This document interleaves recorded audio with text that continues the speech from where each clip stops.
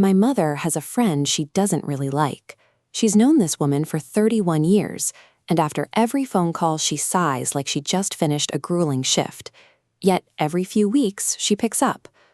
Last year, I ended a 7-year friendship in a text message that took me 40 seconds to write. I didn't feel cruel doing it. I felt healthy.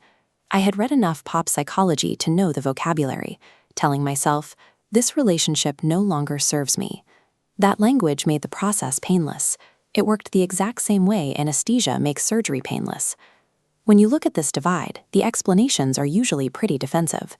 The older generation looks at us and says we are selfish, allergic to effort, and raised soft. My generation looks right back and says we are simply the first ones brave enough to stop tolerating what hurts us. Both of these answers flatter the person giving them, and that is usually a reliable sign that neither is true. The real answer has nothing to do with our character. It has to do with a quiet economic event that nobody announced, no headline covered, and every one of us lived through without noticing. It happened somewhere in the last 20 years.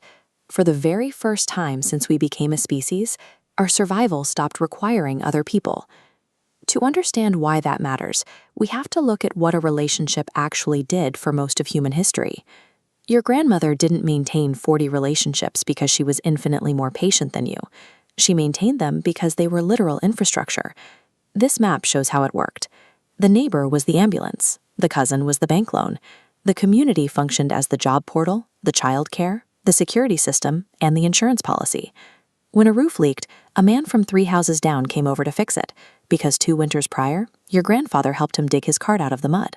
Every relationship was a wire in the grand that kept her alive, and you cannot unplug wires from your own life support. So when an aunt was insufferable or a neighbor was petty, our elders swallowed it. The cost of cutting someone off wasn't emotional, it was material. Alienate enough people, and you lost access to the 100 small rescues a life requires. The mental health tax they paid on difficult people was rent, and rent is not optional. Then, in the span of a single generation, you can look at your phone and see what happened to the village. It got compressed into a piece of glass. The neighbor with the truck became Uber. The well-connected cousin became LinkedIn. The community that watched your kids became a daycare app with background-checked profiles. The friend you called at 2 in the morning when a pipe burst became a 24/7 helpline and a YouTube tutorial. We didn't stop needing help. We just started renting it from strangers. Technology quietly absorbed every survival function that the community used to perform, and the moment that help became purchasable, relationships stopped being infrastructure. They became something entirely new to our species, optional. But the story doesn't end at emancipation, because when human connection became optional, the math of how we value people got incredibly strange. Picture a historical social world, maybe 20 people who truly knew you. That was the entire audience of a human life. Today, you have hundreds, maybe thousands of followers attached to your name. Think about the arithmetic your grandmother was doing every time someone hurt her. This chart shows her total network. Cutting off 1 person out of 20 meant deleting 5% of every human being who knew she existed. A rupture wasn't a lifestyle choice. It was an amputation. The stakes were massive. Now, do our arithmetic. When a real friend becomes difficult today, losing 1 person out of 2,000 registers as a 0.05% drop. Statistically, they were never even there. We are measuring irreplaceable things using the math of abundant things. And so a strange new behavior emerges. We begin treating people the way we treat content. The feed trains us thousands of times a day to evaluate quickly, extract value, and the instant something requires effort or causes discomfort, we scroll, we skip, we unfollow. A friend becomes needy, and our instinct is to archive the relationship.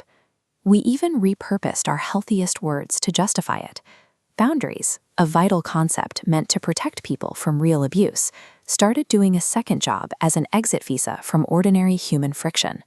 But friction, the disagreement, the annoying habit, the hard conversation, was never a malfunction of a relationship. Friction was the mechanism. It was the resistance that built the muscle. We completely optimized the friction out of our daily interactions, and we are slowly discovering that we optimized the depth out right alongside it. It would be easy to say we should just go back, that we killed the village and need to revive it. But the village was not innocent. It ran on surveillance and shame. It called control closeness, and it trapped people in violent homes because leaving meant losing the grid. Decoupling our survival from that community granted us an incredible level of individual freedom that people suffered generations without. We don't have to endure forced smiles at people who diminish us. But that freedom came with a receipt. The loneliest generation in recorded history is also the most connected. We have the most tools for meeting people, and yet we report the fewest close friends. We are surrounded and completely unaccompanied. The old world forced connection on us, and the force was the point. Our world forces nothing. Today, every single bond we have must be chosen on purpose, repeatedly, against the gradient of an economy that makes leaving completely free and staying emotionally expensive. Which means our generation is running an entirely new experiment. Can human beings maintain deep connection when nothing requires them to? When someone stays with you now, through your worst year, your boring phase, your hospital waiting room, they are doing something our grandparents never could. They are choosing you when every exit is unlocked. That is either the loneliest social arrangement humans have ever invented or the very first honest one.